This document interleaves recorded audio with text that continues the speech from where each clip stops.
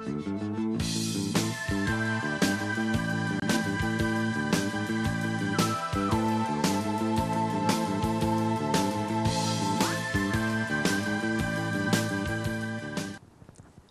гледачи, добра вечер. Понеделник 17:10 ново издание на емисијата Ваш термин. Многу добро оние кои што не следат веќе знаат. Станува збор за емисија од областа на здравјето. Значи се грижиме за вашето здравје со тоа што обработуваме различни теми и секако имате можност и да се вклучите во живо. Така ќе биде и денес, значи ќе обработиме една интересна тема. Одамна не сме говореле на оваа тема, впрочем ми се чини дека дури и минатата сезона не говоревме и затоа одлучив денеска токму да проговориме малку за заболувањата на жолчното кесе, значи ќе кажеме нешто повеќе што представува таа како орган, значи кои се тие заболувања кои што ја опфаќаат жолчката, кои се симптомите, како оди лекувањето и така натаму. За сета оваа тема денес веќе е со мене во студиото одговорната докторка, тоа е доктор Лилија Чолакова-Дервишова, која што е специјалист по семејна медицина и се надевам дека сето она што ќе го каже за овие проблеми со жолчката ќе биде во ваша корист, а доколку имате пак некој ваков проблем или пак некое прашање во однос на денешната тема, секако ние ќе ве очекуваме со вашите јавувања. Доктор Лилија, добар ден и добре дојде. Добре најдов, ви благодарам. Така, веќе не си за прв пат во ваш термин, си гостувала и претходно, меѓутоа прв пат ќе говориме за оваа тема и драго ми е што прифати, бидејќи има многу луѓе кои што имаат проблеми со жолчното кесе и со заболувањата на жолчното кесе. Ајде пред на почеток да им појасниме за каков орган станува збор, кога станува збор за жолчката. Па, мислам дека народот треба да го запознаеме, они доста читаат нашите пациенти, но сепак жолчката е еден специфичен орган кој што се наоѓа на долниот зид од џигерот или хепарот, медицински кажано. Ќе користиме народни термини за да може нашите пациенти и драги слушатели да не разберат. Во него се чува онаа жолчна течност која што велиме, која што е составена од жолчни киселини, холестерол и други мали микроелементи, кои што се навистина потребни за варење на храната која што содржи масни состојки. Најчесто за таков вид на храна. Се наоѓа во десниот дел во организмот, значи имаме многу често пациенти кога ќе прашаат каде ми се наоѓа тој орган, значи еве да им објасниме, тој се наоѓа точно од десната страна, под десниот ребрен лак, точно под црниот џигер. Органот најчесто патологии претрпува во периодот, да речеме, значи кај деца не се случува да се најде некоја патологија поинтересна, додека кај трудниците, кај диабетичарите, кај возрастните и претежно можеме да кажеме 80% патологијата е почеста кај женската популација. Зошто?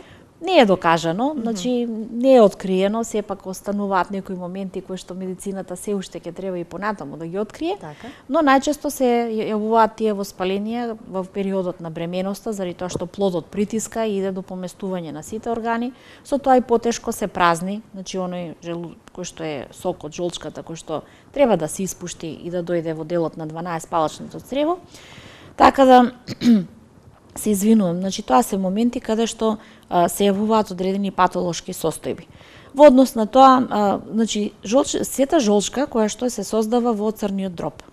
Потоа преку каналите преминува и се складира во жолчното кесе.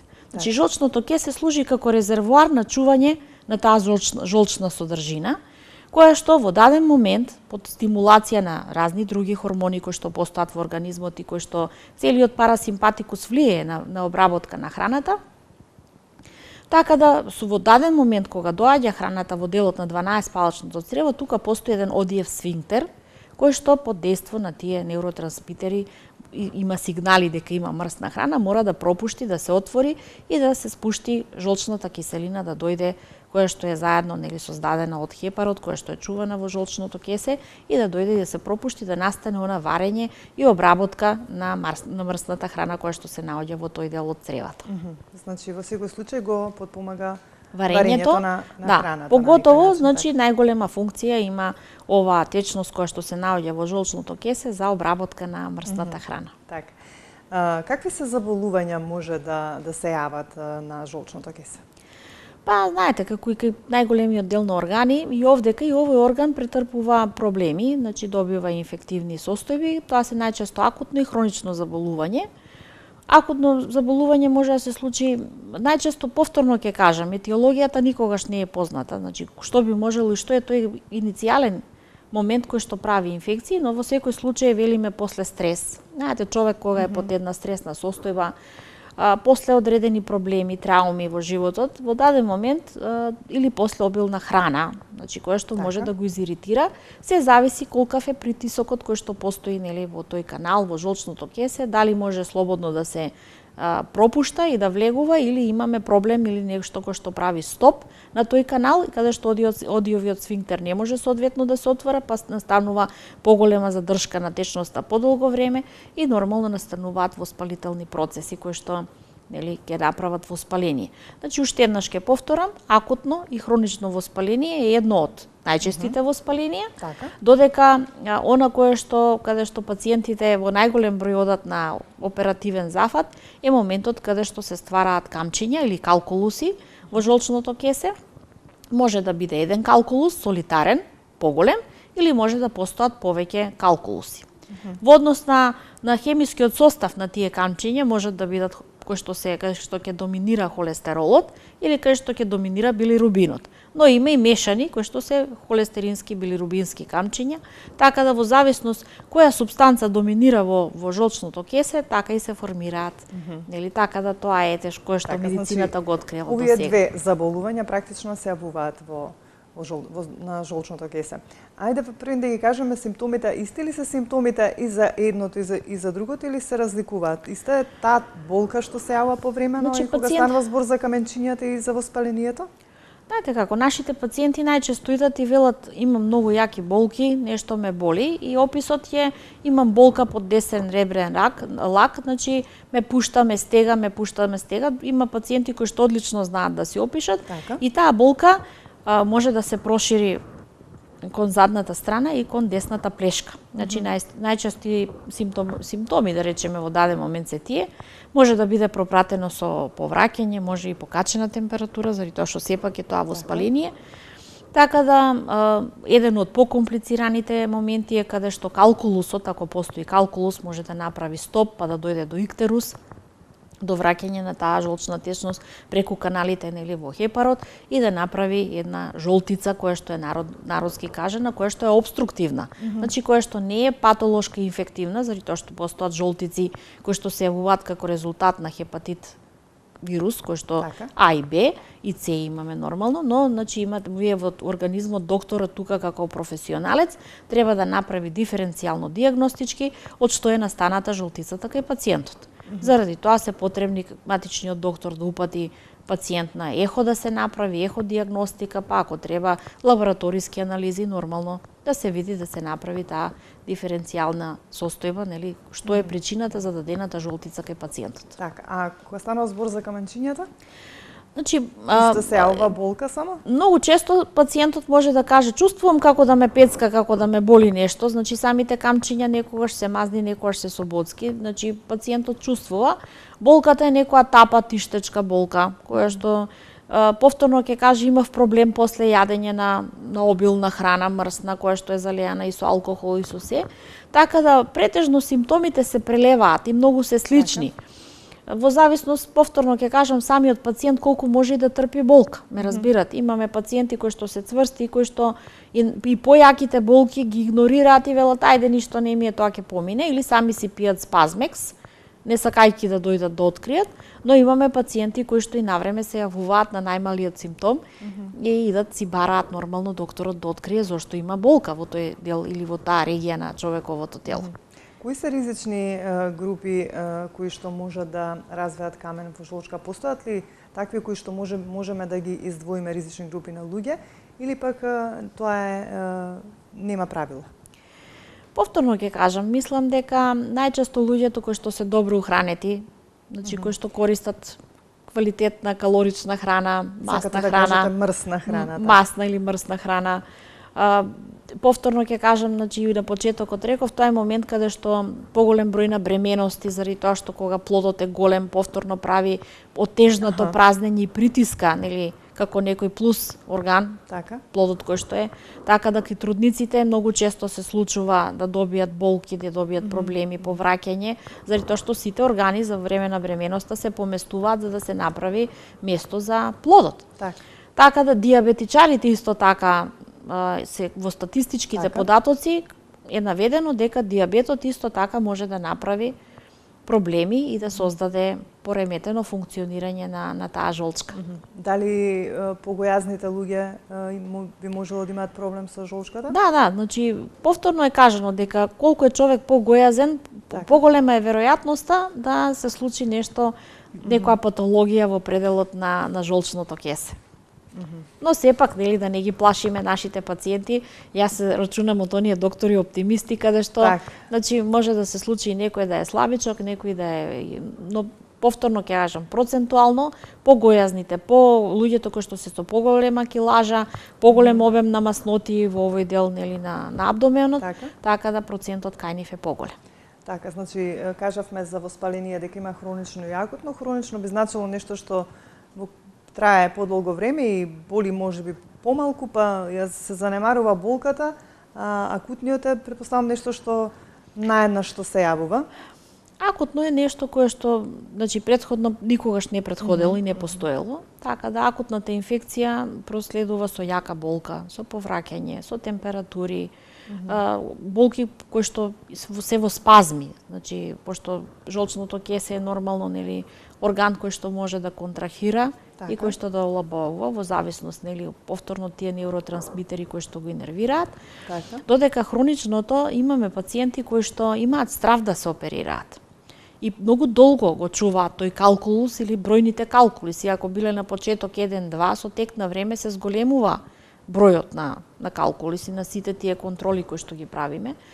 Така да имаме ние, не е мал бројот на пациенти кои што чувствуваат страв од оперативен захват, кои што се гојазни, па им е страв при операција да не се случи откачување на тромб, на масна емболија некоја, страв од опојката која што ќе ја добијат, така да тие пациенти им препорачуваме да внимаваат низ храната, да јадат почесто во помали обраци, да не користат масна храна, многу зачинета, да не биде, значи, алкохол исто така се избегнува, храни кои што подуваат, значи, зелка, граф, и така, нешто кој што би можело да им направи проблем при варењето на храната. Нормално им даваме и лекови, за да се ублажи и да се подобри обработката на храната, колку можеме палијативно, значи тоа се лекови кои што би помогнале за подобро да се вари храната, но сепак хроницитетот и постоењето на тие калкулуси во жолчното кесе подолго време и веројатноста да направат, значи, зборите за каменчињата? Да, калкулусите се камчињата, да. Значи сите тие камчиња кога подолго време стојат на самото место кај што лежат, прават со тек на време воспаление.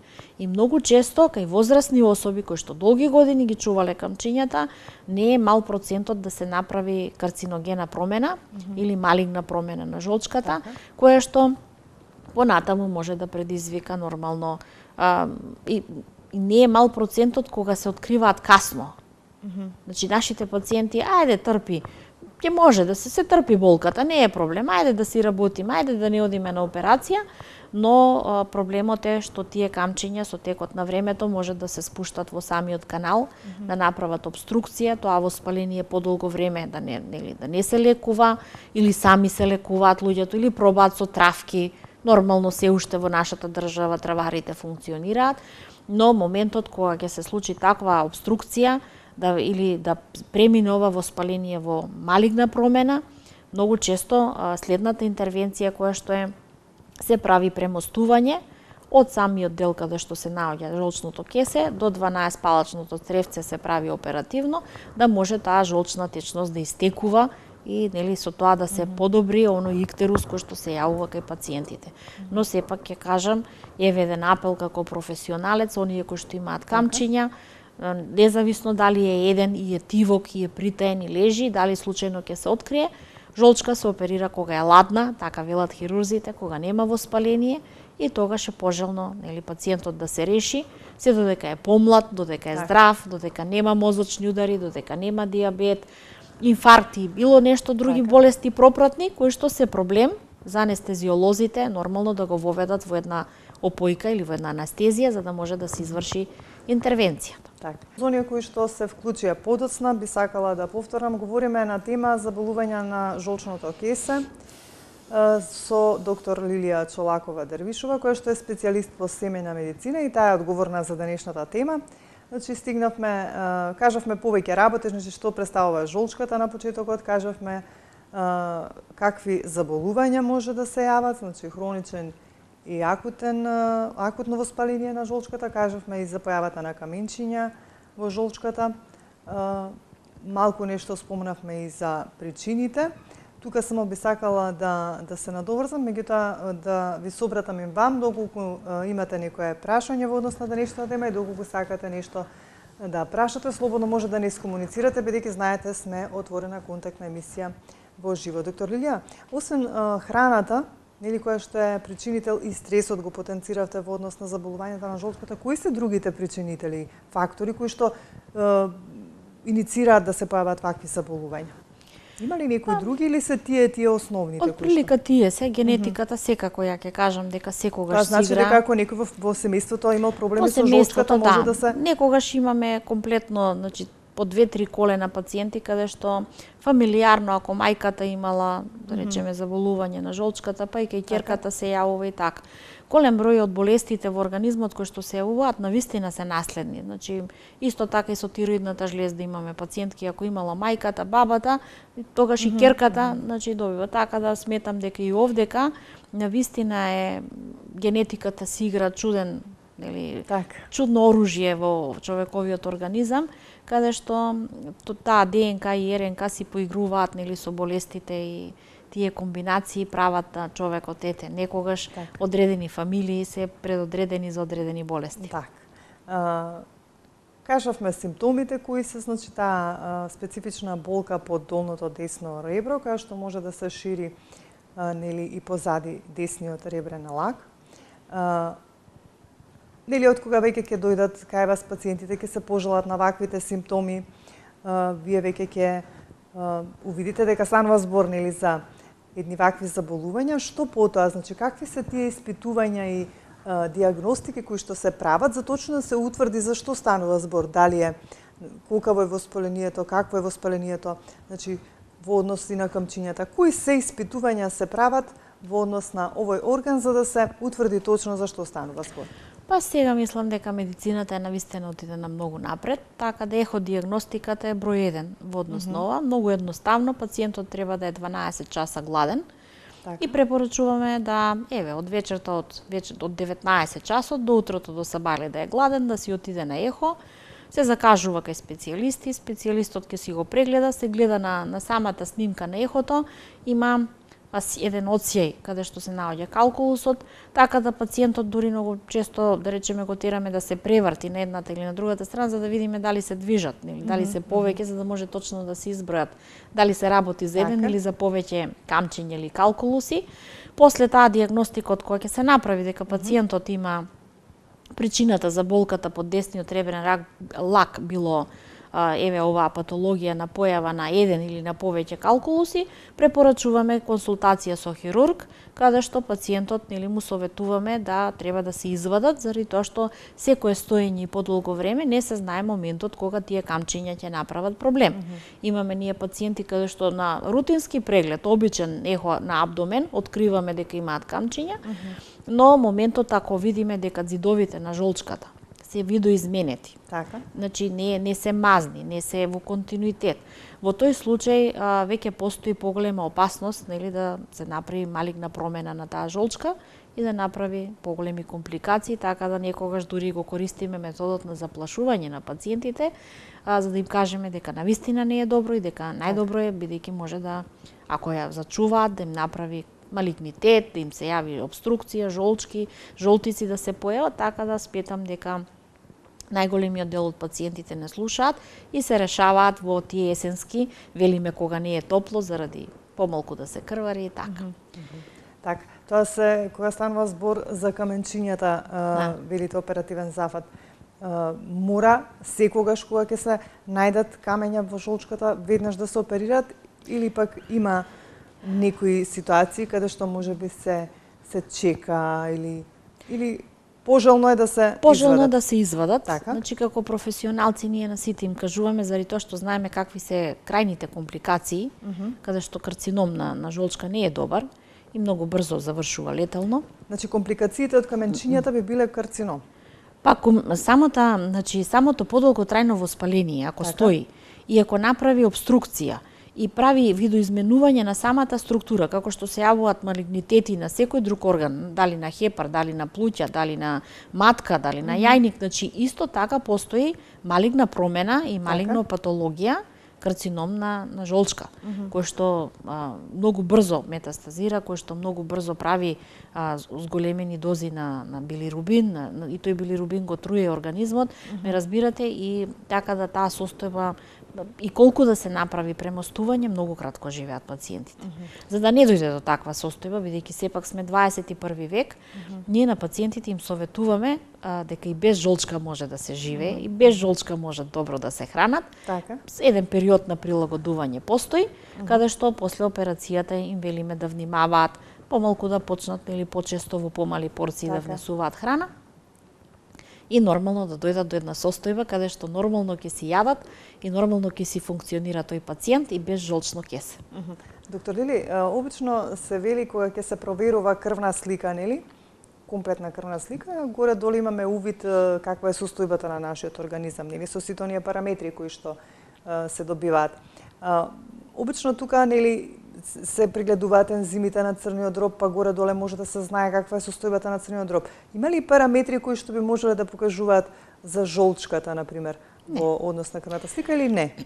Не, значи Ве прашувам во однос на тоа, нели, ако некој можеби има камчиња, нема никакви симптоми и нели можеби подолго време и нема ни да отиде на ехо на абдомен, нели? А тие каменчиња стојат во смисла да не знае, да не биде свесена и да не се открие тоа преку крвна слика, па тие да направат толку голем проблем за да, како што кажавме, не дојде до некоја состојба која што не може да се излекува. Да, знаете како искуството си го прави времето и сите тие диагностички моменти. Многу често кога ќе имаме пациенти со екземи, така, со некои чудни отоци на уста, чудни отоци во предел на лице, така, ние како професионалци мора да го бараме жариштето. така. Така да екземата кожната заболување. Да, значи екзем, значи има екзем на рака, на уши, на негде. Било каде на било телото. Каде, значи кожните заболувања се знак дека нешто внатрешно не е во ред. Се симптом дека негде има некој фокус. Так. Значи тоа е во 99% докажано дека е тоа така. Човековиот организам е навистина многу интересно создаден, со милиарда сензори да покажат во кој дел на телото нешто не чини или било каде.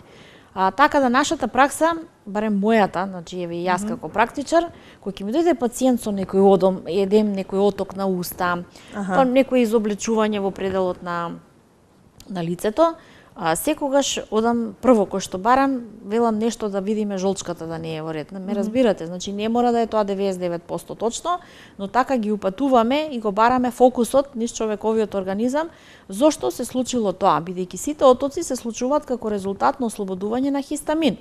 А хистамин се ослободува онаму каде што има воспаление. Так. Ме разбирате, се има, секој е зошто има, затоа што. Така да секој професионалец кој што си ја сака својата струка и кој што треба најпрофесионално да си ја обави својата професија, секогаш кога ќе најде на екзем на маесил, значи еве и моја препорака од моето животно искуство 25 години како професионалец и на моите колеги кои што се помлади, заради тоа што секогаш треба да си го предаваме знаењето, тие кейс репорти, а да се побара, да се види карцином на дојка, да не се работи, онаму каде што ние не можеме да го видиме. Многу често се работи за изразена раничка на порцијото, гинеколошки доле. Така да, тие екцеми се знак и аларм за докторот да почне да бара каде има фокус. И најчесто излегува дека ете или постои калкулус во жолчка, или се работи за некој цин, нели, карцинома инситу во пределот на матката, или некој цисти на јајник. Значи тоа е, никогаш не сум промашила во однос на диагнозата, но треба докторот да го бара, а и пациентот треба да се јави и да сигнализира. Ме разбирате? Заради тоа што имаме ние огромен број на жени кои што имаат екзема нели во овој предел, или ќе рече ми спаѓаат, имам екзем само на овие два прста, ме разбирате. Значи тој ако има некоја алергиско заболување, ќе има алергиско заболување на цела рака, ме разбирате, ако е тоа контактно и зошто само во тој дел. Така да сметам дека човековото тело е фантастично направено со тие многу сензори кои што ги велам и кои што даваат сигнали за аларм каде што треба докторот да реагира и пациентот да се јави. Така.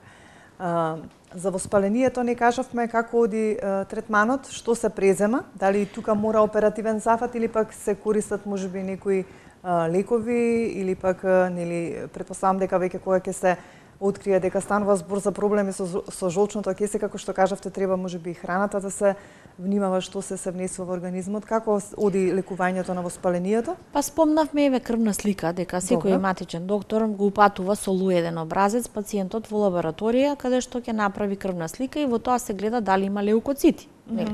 Бројот на леукоцити нормално до 10.000, ако е нешто над 10.000, укажува и упатува дека се работи за некое воспаление. Во дадениот случај докторот треба да спои дали пациентот се жалел и зашто го упатува нормално. Така да секогаш кога има покачен број на леукоцити, ние даваме антибиотици со кои што се смирува состојбата, бидејќи некогаш нехо вие може да видите само за дебелен зид, кој што укажува на едно воспаление на жолчното кесе, кое што може да се смири, да се повлече после одредена терапија која што делува. Порано постоја и Ровахол, едни апчиња кои што фармацевските компании ги промовираа кај нас, кој што се дава како што е роватинексот за дробење на камчиња во бубрезите, така ровахолот требаше да се користи заедно со исхраната. Ако јадете 3 пати во денот, значи 3 пати по 2 таблетки зимате ровахол и при такви обилни јадења се дава за да може ако има камчиња нели да може да се да се намали едноставно луменот на тоа камче за да може полесно да се Претходно спомнавте се употребуваат и антибиотици. Зошто се употребуваат и антибиотици во третманот на акутното воспаление на жолчното кисе? Па и за акутните и за хроничните сегде каде што мора антибиотик да се даде за да се смири состојбата. Ако не имаме пациент, за да се смири инфекцијата и воспалението, заради тоа што ако имаме пациенти кои што леукоцитите им се покачени, значи нормално треба да се даде за да се намали симптомот на болка, за да се смири и нормално да се доведе повторно во една благосостојба пациентот да може нормално да се живее. Добро, велите дека штом веќе ќе се дијагностицираат камчињата, тие се тие кои што може да направат поголеми проблем да предизвикаат дури карцином. Велите да се направи оперативен зафат. Се прави оперативен зафат. Што потоа? Се случува ли тука да прават грешки многу пациентите? Претпоставам дека сте имале вакви случаи, нели, бидејќи сте семеен лекар. Каде ги прават грешките? Дали од кога веќе ќе се направи оперативниот зафат и кога ќе се извадат тие каменчиња, тука е решен проблемот? Или потоа следи еден период кој што навистина можеби треба многу да се внимава за да Гледате како, значи што треба потоа да се постојат два начина на кои што се отстрануваат. Значи тука хирургот одлучува во зависност од пациентот дали има нели гојазност во пределот на стомахот и дали може полесно ќе му биде попрегледно оперативното поле да се направи класична операција со рез кој што се наоѓа под десен ребрен ак или ќе се направи лапароскопски каде што преку папук и уште некои други места се ставаат сондите и се отстранува се врши отстранување на жолчното кесе. После таквите интервенции, поготово кога се работи за класичниот модел, каде што едноставно хирургот одлучува да има подобро видно поле, или нешто ќе се искомплицира со лапароскопската не може доволно да доврши, во тој случај, после таквите интервенции на пациентите им се советува да не дигаат тешко, значи мора да се пазат, не смеат над 2 кила да дигаат, заради тоа што многу лесно после такви операции, не само тука и во пределот на абдоменот се јавува кила. Значи една од компликациите на операциите во пределот на абдомен е она хернија која што се јавува вентрикулариска или значи која што ќе се јави во овој дел. Така да еве еден апел до нашите пациентки кои што после операција навистина да се пазат 1 до 2 години, додека да зајакне, додека да заздрави тоа место, за да се внимава да не се направи кила која што повторно би била предмет на операција, заради тоа што таа кила прогредира и повторно прави проблеми со излегување на цревата во таа кеса и така. Може да тоа, од реконструкција. кога еднаш ќе се извадат каменчињата, можат ли повторно да се јават? Не. Не? Не, значи кога се вади комплетна жолчка, така да со се сите камчиња внатре, многу често на нашите пациенти од тегло им ги даваат каде што они се жолти, зелени, оние билирубинските, каде што доминира холестеролот, тие се жолти, каде што доминира билирубинот се зелени, во зависност од тие значи, жолчни соли. Значи кога ќе се извадат тие каменчиња, повторно не може да се појави. Нема шанси, да. Жолчката останува како орган? Не, се вади. Цела жолчка? Се вади цела жолчка, значи комплетно со сите така да останува оној дуктусот кој што од хепарот каде што нели си излева дел кој што е потребен значи секрети. Жолчката е потребна, меѓутоа може и без неа да се живее? Да. Така што потоа црниот дроб ја презема функцијата или? Па постепено организмот се прилагодува, значи сепак се оние кои што се ензими кои што се влеваат од црниот дроб во каналчето каде што е за варење на храната, значи тука се наоѓа одиовиот сфинктер, така да сите тие течности и секрети, ензими, сето што е потребно, доволни се за нормално функционирање. Ние имаме огромен број на пациенти кои што се оперирани од нашите хирурзи низ Македонија и одлично си функционираат. Така, значи црниот дроб е многу важен орган, меѓутоа жолчката е важна, меѓутоа може да се функционира, да. Што потоа како треба да се однесуваат во смисла на секојдневната исхрана пациентите кои што се оперирани од жолчка? Што не треба да внесуваат, што треба и колку временски период, тој постоперативен период на внесување на каква храна треба да трае? Па гледате, значи најбитна е првата недела, да почне постепено да се внесуваат и да не биде нагло од различни видови на храни. Значи лесна храна, млечна храна, која што манџички најразлични може да се внесат, лепче, маргаринче, значи овие печени лепчиња.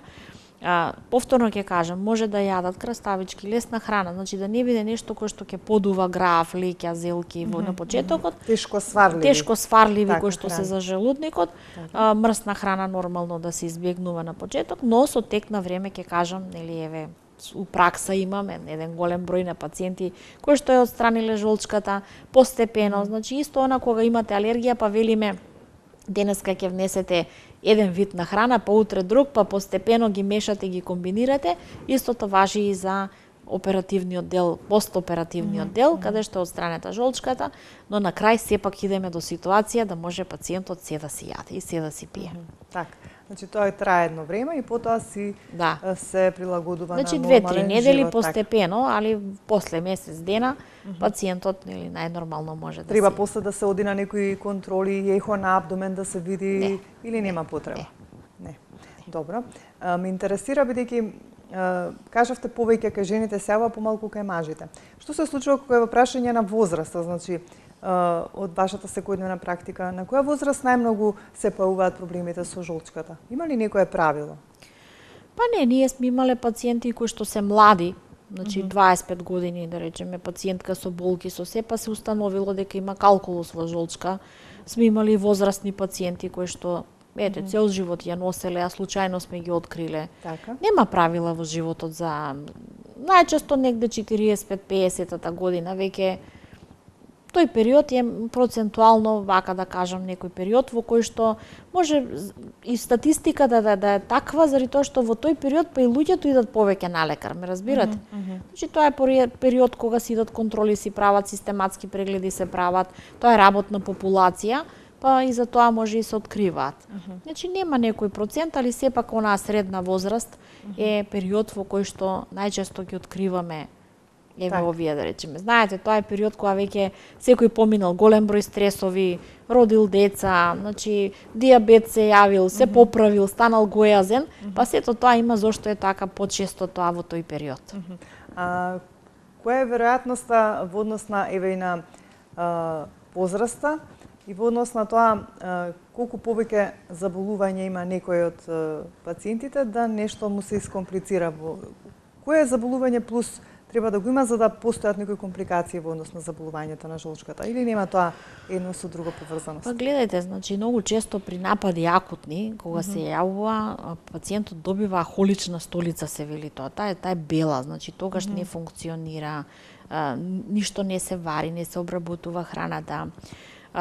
Панкреатитот е исто еден од потешките заболувања кои што во согласност кога имате овдека проблеми, кога имате калкулус, тоа камче може да заглави, со тоа прави пореметување заради тоа што дуктусите, дали на хепарот, дали на панкреасот, сите тие се спојуваат и се влеваат во 12-палачното црево. Така да оној момент кога еден дел од ова има обструкција и не функционира, потоа доаѓа до враќање на овие жолчни течности и прават инфламација заради тоа што не треба да се во ниеден друг орган вратени, ме разбирате. Денеска ќе се врати, утре ќе направи проблем, не функционира, секој ден е човекот под стрес, под болки, така да најтешката компликација е панкреатитите.